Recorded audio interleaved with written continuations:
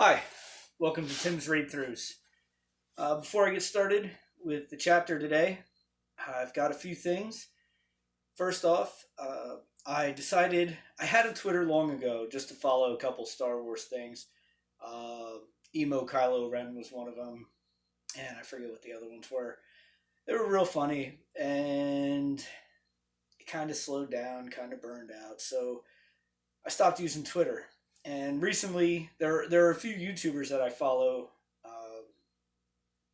Quinn's Ideas, Lucifer Means Lightbringer, Baal the Bard, um, and a few more. Talking Thrones. They're all on Twitter. And so, in order to kind of be up to date with what they're doing and have a means of contacting them, I got back on Twitter, and so from here on out, I'll be using my Twitter account, which I switched the name to Tim's Read Through. It wouldn't let me put the S. There's too many letters, I guess. So it's Tim's Read Through, and no apostrophe.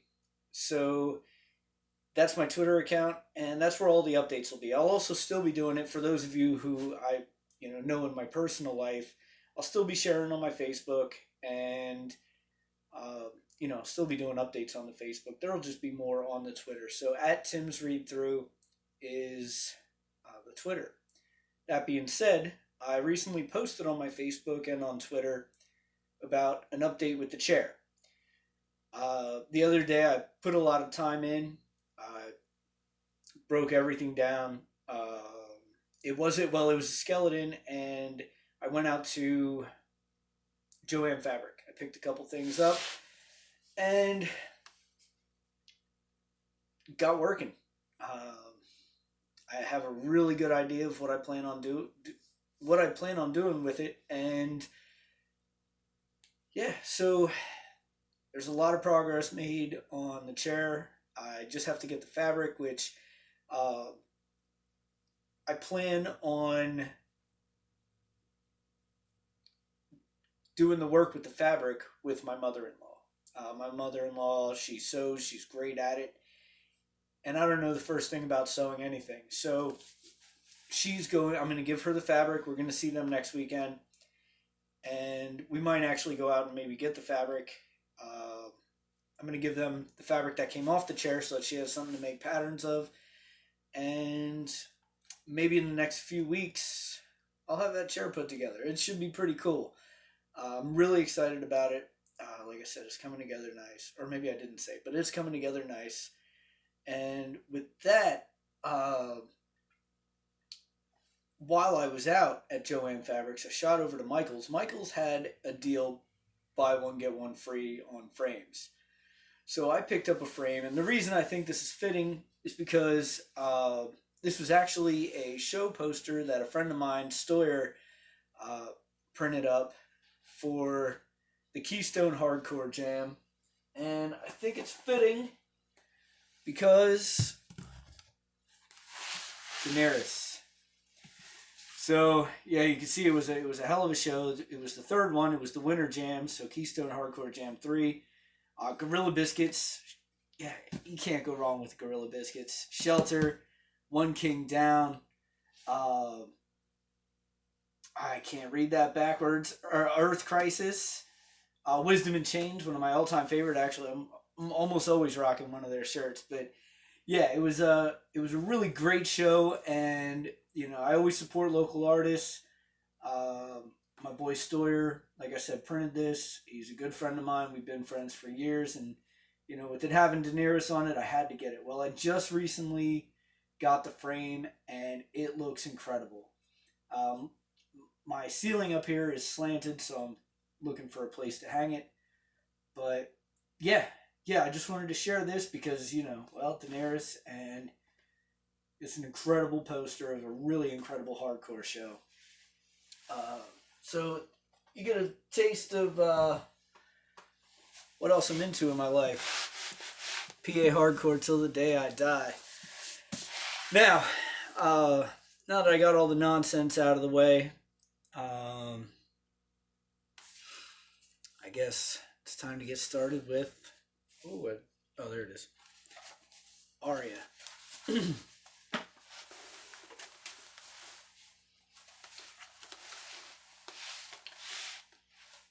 Arya's stitches were crooked again. She frowned down at them with dismay and glanced over to. You know what? Hold on. I said I'm going to start doing this at the beginning, and I completely forgot. Make sure you subscribe, like, comment, and hit that little notification bell. That way you know when I'm posting these things.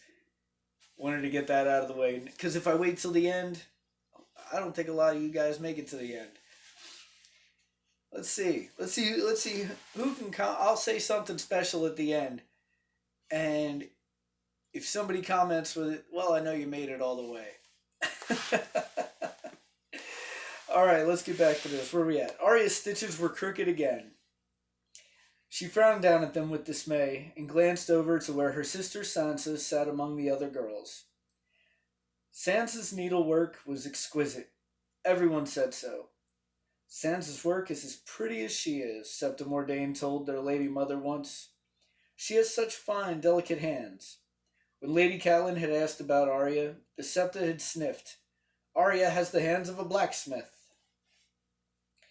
Arya glanced furtively across the room, worried that Septa Mordane might have read her thoughts.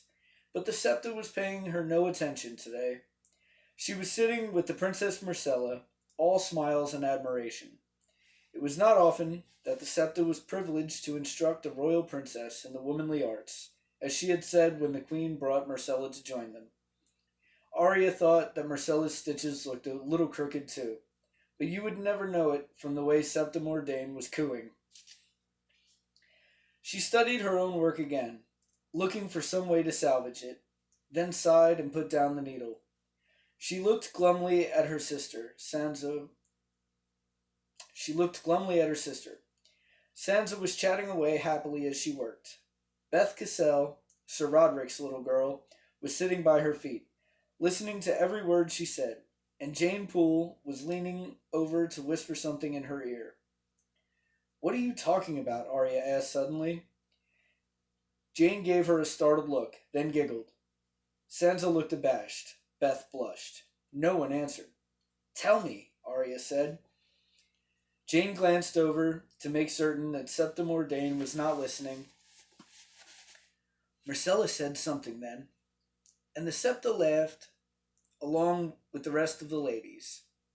"We were talking about the prince," Sansa said, her voice as soft as a kiss. Arya knew which prince she meant. Joffrey, of course, the tall, handsome one. Sansa got to sit with him at the feast. Arya had to sit with the little, fat one, naturally. "Joffrey likes your sister," Jane whispered, proud as if she had something to do with it. She was the daughter of Winterfell's steward and Sansa's dearest friend. He told her she was very beautiful. "He's going to marry her," little Beth said dreamily, hugging herself. "Then Sansa will be queen of all the realm." Sansa had the grace to blush. She blushed prettily. She did everything prettily, Arya thought with dull resentment. "Beth, you shouldn't make up stories," Sansa corrected the younger girl, gently stroking her hair to take the harshness out of her words. She looked at Arya. "What did you think of Prince Joff's sister? He's very gallant, don't you think?" "Jon says he looks like a girl," Arya said. Sansa sighed as she stitched. "Poor Jon," she said. "He gets jealous because he's a bastard." "He's our brother," Arya said, much too loudly. Her voice cut through the afternoon quiet of the tower room. Septa Mordane raised her eyes. She had a bony face, sharp eyes, and a thin, lipless mouth made for frowning. It was frowning now. "What are you talking about, children?" "Our half-brother," Sansa corrected. Our half-brother," Sansa corrected, soft and precise. She smiled for the Septa. "Arya and I were remarking on how pleased we were to have the princess with us today," she said. Septa Mordane nodded. "Indeed, a great honor for us all." Princess Myrcella smiled uncertainly at the compliment.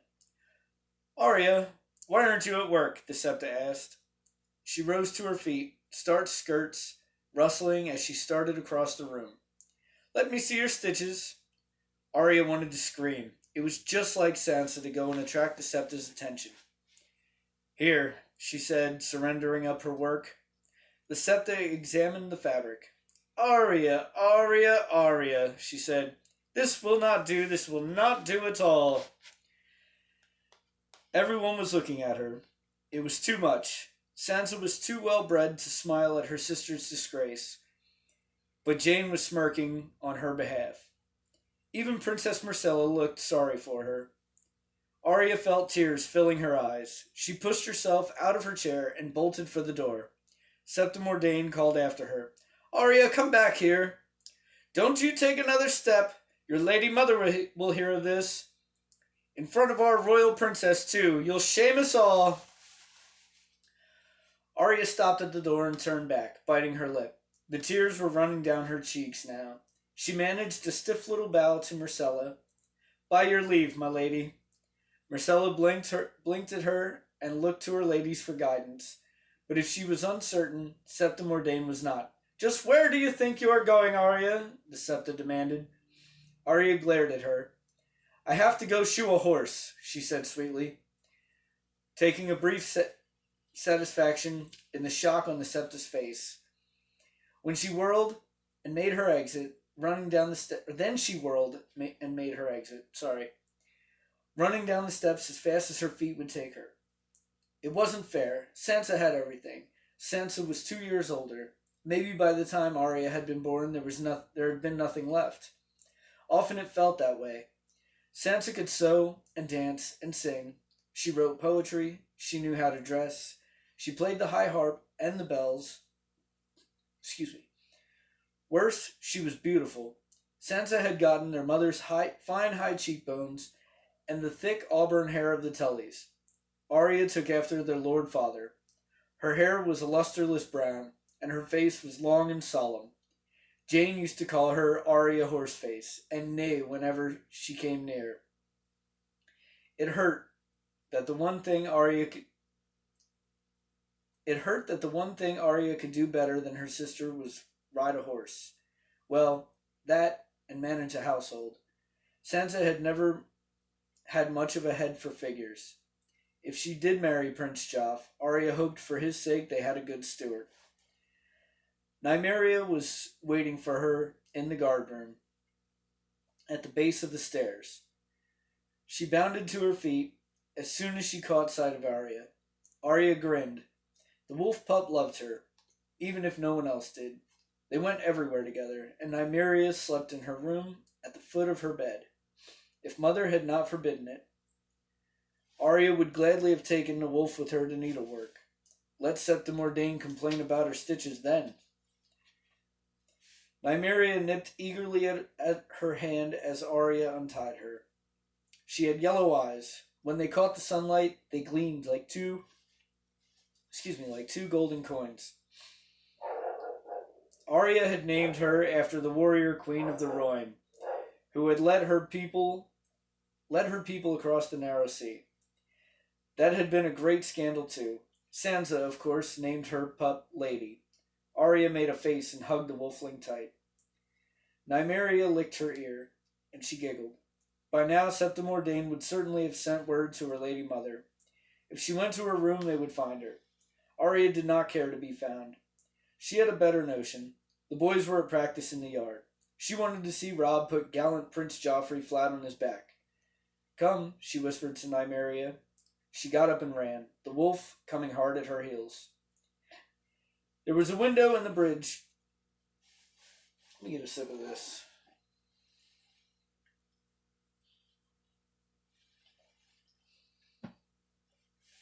There was a window in the covered bridge between the armory and the great keep, where you had a view of the whole yard. That was where they headed. They arrived, flushed and breathless, to find Jon seated on the sill, one leg drawn up languidly to his chin. He was watching the action, so absorbed that he seemed unaware of her approach until his white wolf moved to meet them. Nymeria stalked closer on wary feet.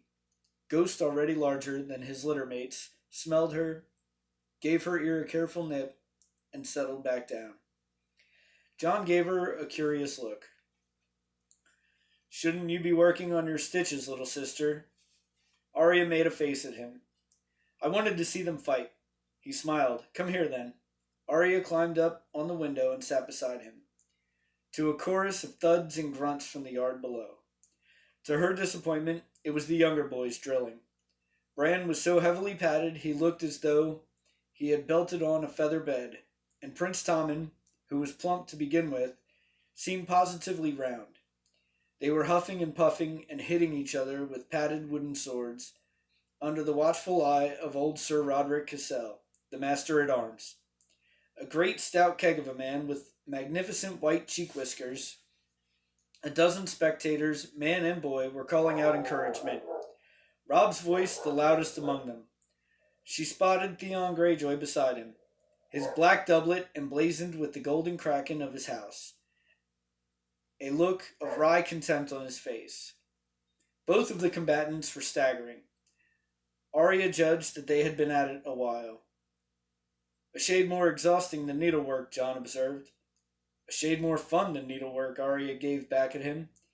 John grinned, reached over, and messed up her hair. Arya flushed. They had always been close. John had their father's face as she did. They were the only ones. Robb and Sansa and Bran, and even little Rickon, all took after the Tullys, with easy smiles and fire in their hair. When Arya had been little, she had been afraid that meant that she was a bastard too. It had been John who had... It had been gone... I guess I can't do this today. It had been John she had gone to in fear, and John who reassured her. Why aren't you down in the yard? Arya asked him. He gave her a half smile. Bastards are not allowed to damage young princes, he said.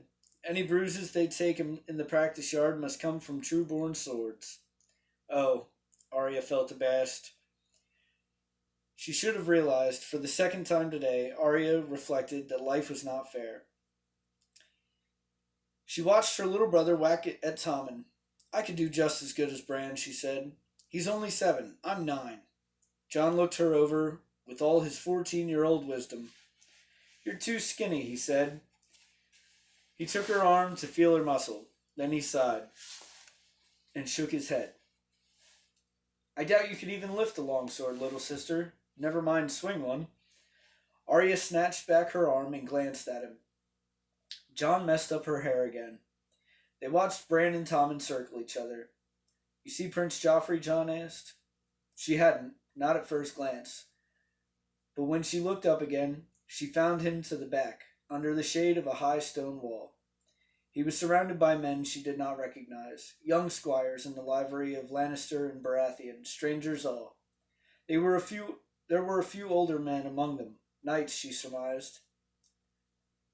Look at the arms on his surcoat, John suggested. Arya looked. An ornate shield had been embroidered on the prince's padded surcoat. No doubt the needlework was exquisite. The arms were divided down the middle. On one side was the crowned stag of the royal house. On the other, the lion of Lannister. The Lannisters are proud, John observed.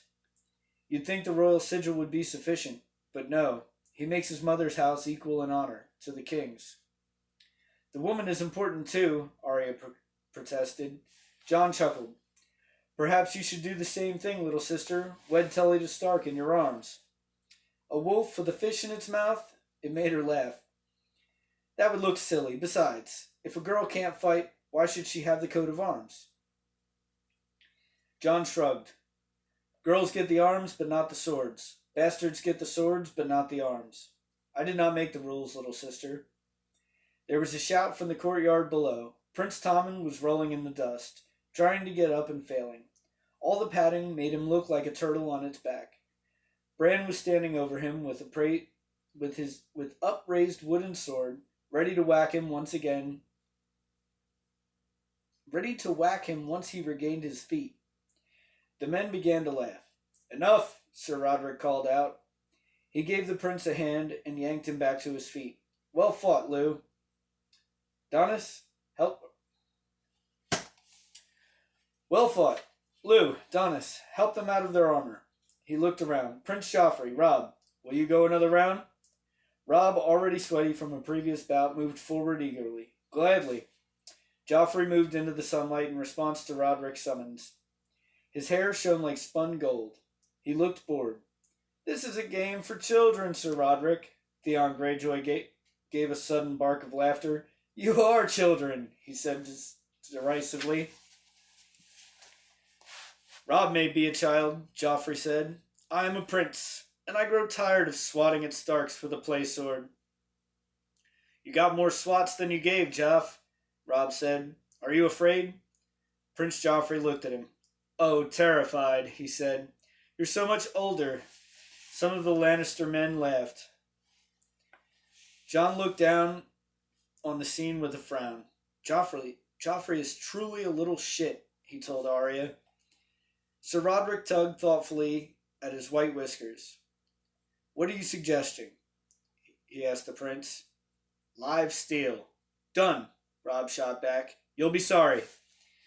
The master-at-arms put a hand on Robb's shoulder to quiet him. Live steel is too dangerous. I will permit you tourney swords, with blunted edges. Joffrey said nothing, but a man strange to Arya, a tall knight with black hair and burned scars on his face, pushed forward in front of the prince. This is your prince. Who are you to tell him he may not have an edge on his sword, sir? Master-at-arms at Winterfell, Clegane, and you would do well not to forget it. Are you training women here? The burned man wanted to know. He was muscled like a bull. I am training knights, Sir Roderick said pointedly. They will have steel when they are ready, when they are of an age. The burned man looked at Robb. How old are you, boy? 14, Robb said. I killed a man at 12. You can be sure it was not with a blunt sword. Arya could see Robb bristle. His pride was wounded. He turned on Sir Roderick. Let me do it. I can beat him. Beat him with a tourney blade, then, Sir Roderick said. Joffrey shrugged. Come and see me when you're older, Stark, if you're not too old. There was laughter from the Lannister men. Robb's curses rang through the yard. Arya covered her mouth in shock. Theon Greyjoy seized Robb's arm to keep him away from the prince. Sir Roderick tugged at his whiskers in dismay. Joffrey feigned a yawn and turned to his younger brother. Come, Tommen, he said. The hour of play is done. Leave the children to their frolics. That brought more laughter from the Lannisters, more curses from Robb. Sir Roderick's face was beet red with fury under the white of his whiskers. Theon kept Robb locked in an iron grip until the princes and their party were safely away. Jon watched them leave, and Arya watched Jon. His face had grown as still as the pool at the heart of the godswood. Finally, he climbed down off the window.